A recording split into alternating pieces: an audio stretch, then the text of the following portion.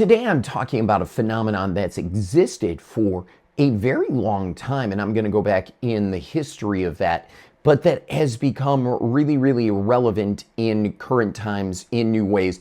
And that is what I call in our education system, the mass production of children. And in fact, it was around World War I and World War II that our education system really started taking on elements of the Industrial Revolution, that they started, in fact, mass producing children. And what I mean by that is they developed a prototype for what a child should be like.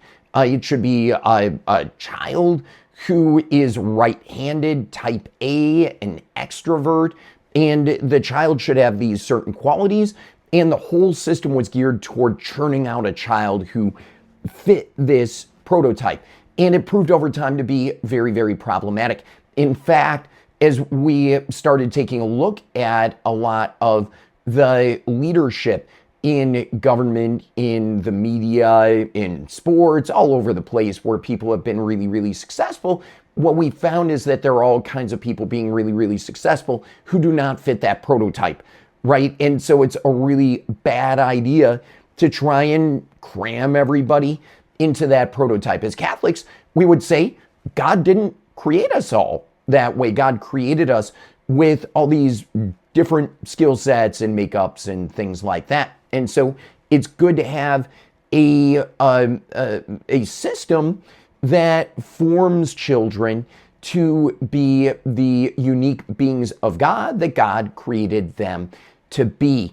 In more recent times, however, things have gotten even more problematic with this quote-unquote mass production of students, that as students have gotten older and older, the line that they were told to live by was to just kind of follow the system and see it all the way through, to try and even cram themselves into doing certain things, studying certain things, and then they would get out and they would get into the jobs market, and the jobs market would pick them up and they would be all well and good. Well, that system has started to break, and it's only going to break more, because a lot of the different jobs that students are even kind of trying to cram themselves into, they don't exist anymore, or there are a lot fewer of them. And that phenomenon is only going to increase more and more. So what's a much better solution to this?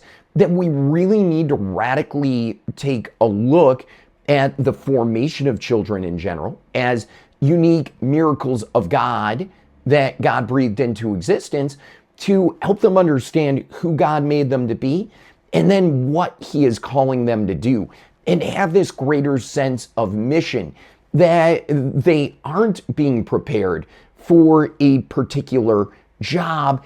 They are being prepared for vocation, and the root of the word vocation is vocare, which is to call, right? That God is calling them to be a certain human being and to live a certain mission.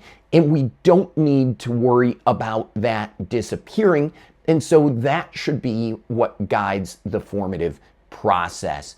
Prayers in my rosary and in my chaplet for all the kids out there going through our education system, and for discernment for all, especially for parents in these challenging times, to form their children as well as possible. God bless.